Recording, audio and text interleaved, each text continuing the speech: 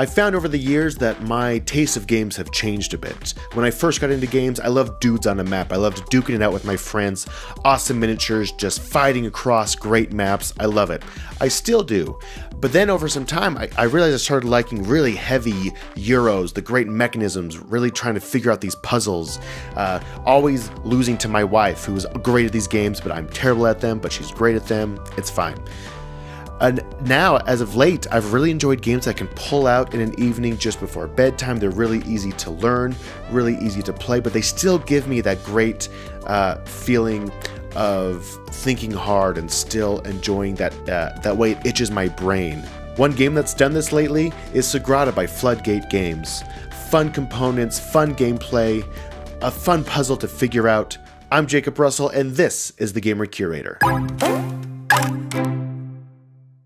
This game was designed by Adrian Adamescu and Daryl Andrews. The art and graphic design was done by Peter Wocken. You've seen some of his work before, trust me. I'll put a link down in the description so you can see some of his other work. This game is fantastic, the artwork is great, and so is the graphic design. Let's talk about it.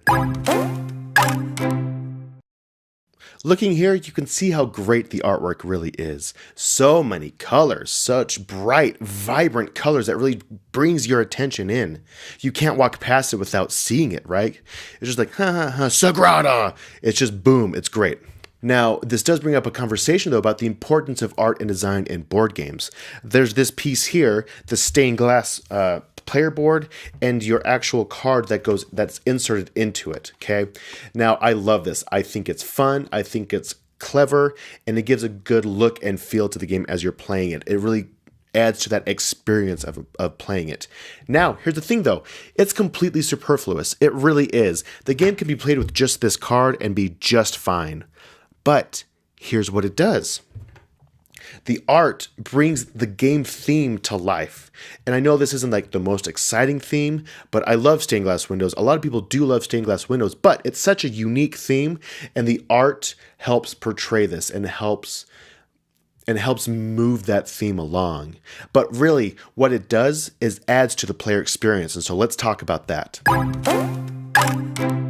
One thing I love about the experience of this game is the visual aspects of it and how you interact with those. Now, true, I did talk about it before, and these are a bit superfluous, but what they do is they give you that tactile response.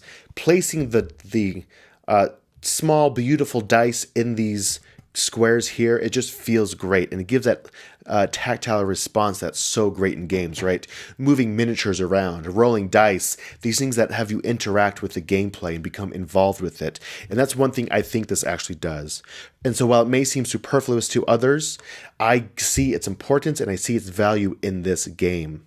One thing I love about this game are the puzzle aspects to it. I love trying to figure out where to place the dice, how to make sure everything can fit.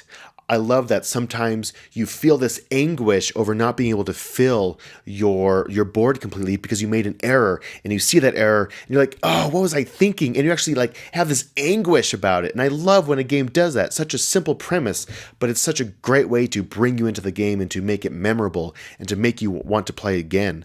This is not a long game, right? You can teach it in 5 minutes and play it, and you'll want to play it again right after to see how you can do better.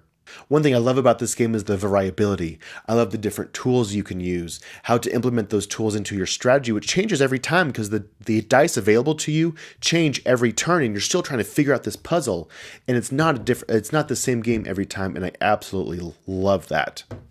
One thing I loved about this experience was how deep the gameplay really is. I love when a game has simple mechanisms and seems simple at first, but once you get into it, you're trying to figure out this puzzle. You're trying to rack your brain around the best way to do this while everyone else is trying to do the same thing. And I love when a game can bring people in and do that and cause people to be interested and engaged on everybody's turn, because you're sitting there, you're thinking, no, please don't take that dice. I need that. I need those dice. Please don't take it. And they take it. And you're like, crap, what am I supposed to do now? And you throw it and you throw a fit and you're like, oh, I was supposed to have those dice. Okay, I don't do that. I'm a very calm player. I whine a bit sometimes. I get whiny. It's fine. Overall, as you can tell, I love this game. I love the experience you have trying to figure out the puzzles, trying to see how you can block other people and they don't block you, and you're trying to see exactly what you can do to create the best puzzle that you can to solve that puzzle. I love when a game does artwork so well and has gameplay to support that artwork, where it's integrated, where it's not just bling, it doesn't just look good, but it actually plays well, and I love that. I love how easy it is to teach, how easy it is to show friends and to show them the excitement that board games can bring. I love entry-level games like this, super fun. That's Sagrada by Floodgate Games. I'm Jacob Russell, and this is the Gamer Curator.